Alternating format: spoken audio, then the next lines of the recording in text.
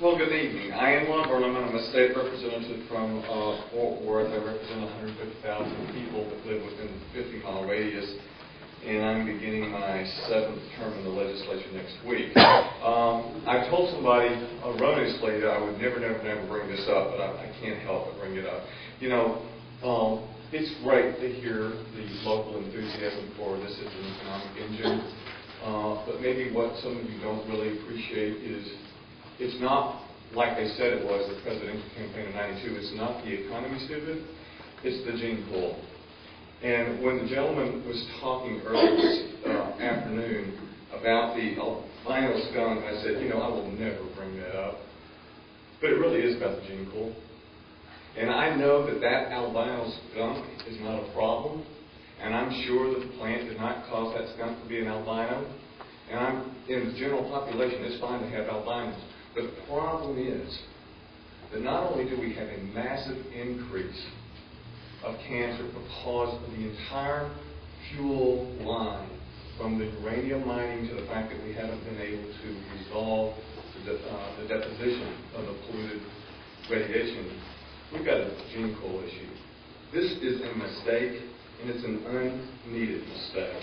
We don't need the energy. We don't need to contribute to the economy of Somervell County and Hood County for the benefit of their gaining our rate. What we do need is a good, rational, intelligent environmental impact statement that addresses a number of issues that I've yet to hear addressed today. One I want to have closer investigation of is the whole issue of potassium iodide tablet. We know that there's a risk of an incident. What we didn't hear this afternoon from the two people from the medical facilities is what those medical facilities are prepared to do. I want to know those answers. I want those questions addressed, not only for the population here, but the population that I represent in Fort Worth. I can tell you right now, 99%, not 99.99% of my constituents have no idea what you're talking about when you're talking about reducing the risk. I may be more aware than most people because my father had thyroid cancer. My father had to have daily medication to survive because he didn't have a thyroid. Most people don't know about that thing. And those questions need to be asked and raised concerning this. Why is the tritium level higher here? You've got the problem now with the two facilities. Will two additional facilities make that tritium level even that much higher? These questions are not being asked. It's not the economy, stupid. We all know that we need to produce more energy, and we all know that we need to do conservation. But this is not the intelligent way to produce more electricity. It is the cheapest, easiest way for somebody that wants to make a profit, who is willing to minimize and let you accept the risk, or let my constituents accept the risk.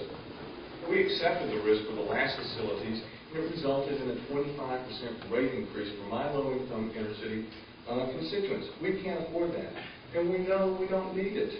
So what I want to see is what I mentioned earlier this afternoon is a thorough review of the questions raised and asked, and I would love to see less Chamber of Commerce boosterism in all of these proposed projects.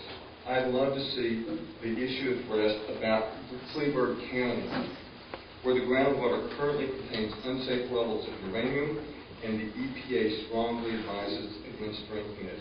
It's not just about your counties. It's about Kleberg County. It's about Goliad County. It's about the production of protein at the end of this river stream.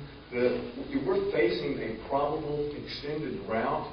And you've got the protection here because your lake is a guaranteed level. But I want to ask you about Possum Kingdom, which is low already. I want to ask you about maintaining the estuary and the protein production at the end of this assembly line, as it were. There are a lot of issues not addressed and not even being asked. And I hope the CIS turns out to be a lot better than spoken meetings. Thank you.